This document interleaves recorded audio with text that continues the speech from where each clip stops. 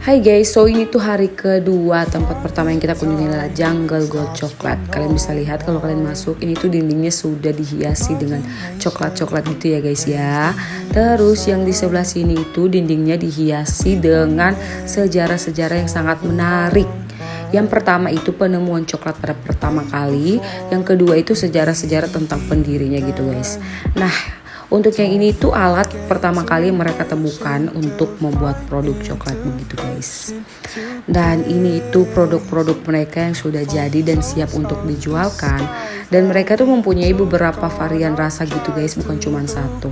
Oh iya, buat kalian yang pengen tahu cara mengelola dan menanam serta melestarikan buah kokoa, kalian bisa lihat di video berikut. Terbesar di dunia. Yang pertama itu ada negara Pantai Gading. Lalu yang kedua ada negara Ghana, yaitu kedua negara tersebut terletak di benua Afrika. Nah, kita di sini Indonesia nomor 3 di dunia. Oke, kita langsung ke pohon kakao. Pohon kakao itu dari bibit hingga berbuah itu memerlukan waktu 5 sampai 6 tahun. Nah, setelah dari bunga hingga siap panen itu memerlukan waktu 6 bulan. Ya, jadi dalam setahun itu ada 2 kali panen untuk buah kakao. Ini cuma contoh buat kalian. Di sini kita ada 60 batang pohon kakao. Ya, untuk yang real garden kita ada di Jembrana. Ya, di Bali Barat. Ya, ini untuk edukasi kalian tentang pohon kakao. Nah, kita ada 3 tipe untuk pohon kakao. Ada Criollo, Trinitario, dan Forastero. Nah, perbedaannya apa? Perbedaannya itu dari segi rasa dan segi warna.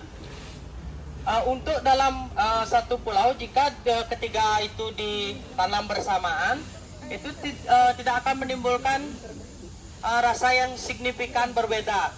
Pasti akan sama dia.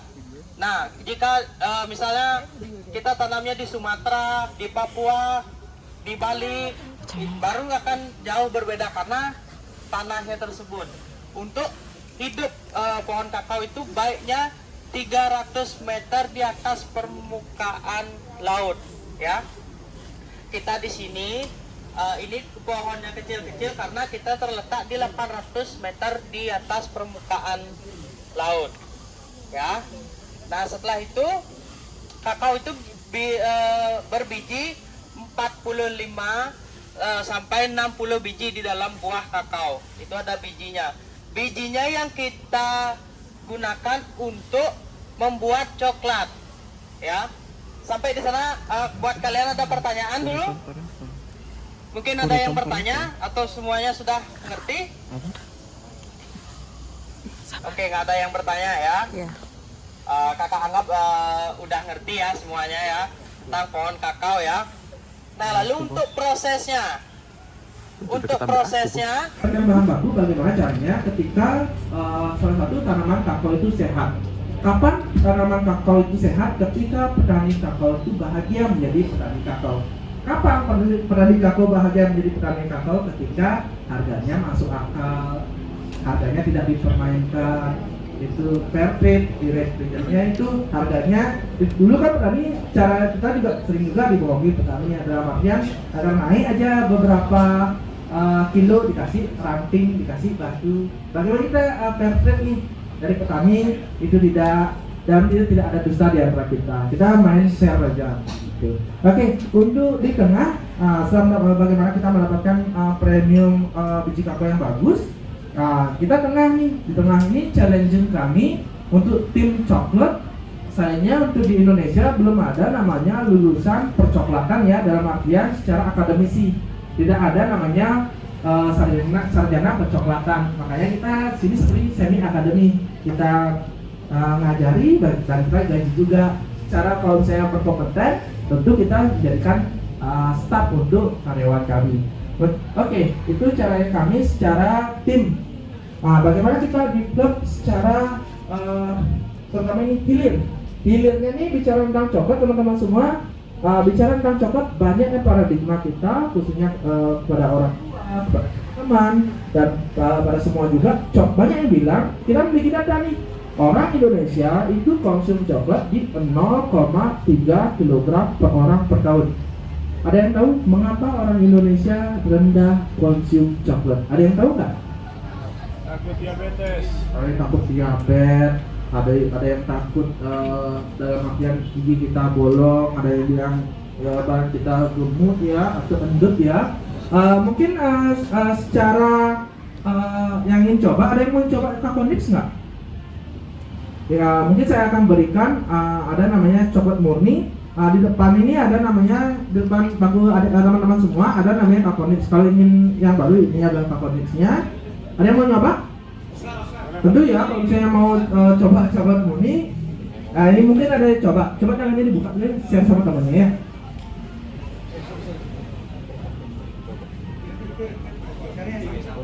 Oke guys, jadi tempat kedua yang kita kunjungi di hari kedua adalah PT Urban Indonesia.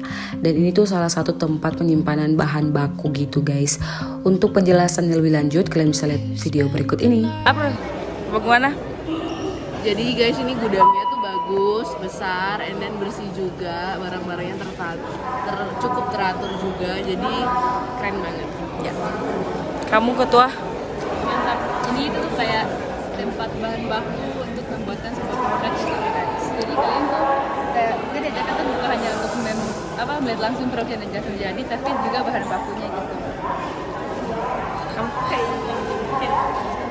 Jadi kita udah di pabriknya NS Glow dan barang-barangnya semuanya lengkap, diproduksi dari material sampai jadi produk jadi, semuanya diproses secara otomatisasi, jadi udah otomatis nggak begitu banyak menggunakan tenaga karyawan karena sudah menggunakan mesin-mesin yang secara otomatis akan menghasilkan produk dengan berkualitas, dengan ada standar karena semuanya udah terukur.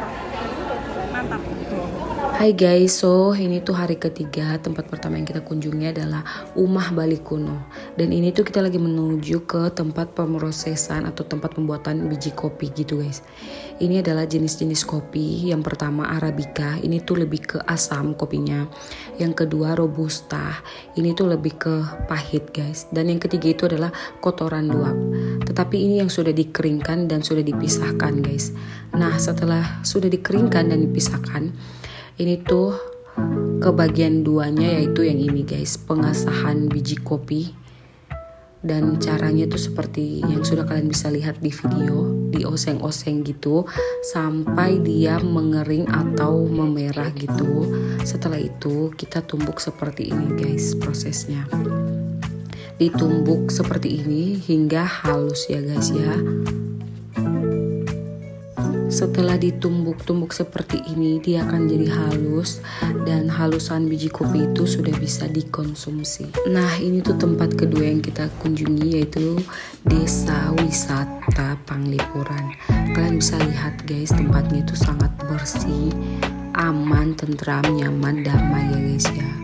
Dan yang lebih menariknya, ini tuh desanya itu ada rumah, dimana rumah itu tuh tempat pengasingan buat orang-orang yang memiliki istri lebih dari satu guys. Oke guys, sekarang sudah hari keempat, kita pergi ke Krishna. Dan ini lihat teman-temanku pada borong baju semua. Dan di sini tuh bahan-bahan dari baju-bajunya itu sangatlah bagus guys. Walaupun tipis tapi itu enak dan nyaman dipakai, harganya juga worth it. Nah, tempat kedua yang kita kunjungi adalah Beach Walk guys. Kalian bisa lihat tempatnya sangat bagus, keren dan bersih guys. Di sini tuh kalian bisa belanja apa aja ya, tempatnya di depan Pantai Kuta. Oke guys, jadi itu hari kelima, hari terakhir kita di Bali. Kita pergi ke The Keranjang Bali. Ini tuh tempatnya sangat bagus, kalian bisa lihat di video ini guys. Bagus kan? Ini tuh tempat berbelanja ya guys, belanja oleh-oleh. Oke, di sini tuh produk-produk yang dipasarkan tuh sangat banyak guys. Salah satunya itu boneka seperti yang kalian lihat ini di video.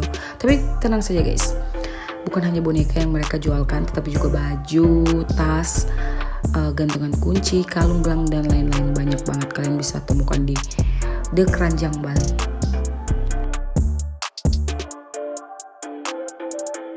So So itu dia tempat-tempat yang kita kunjungi di Bali selama 5 hari ini.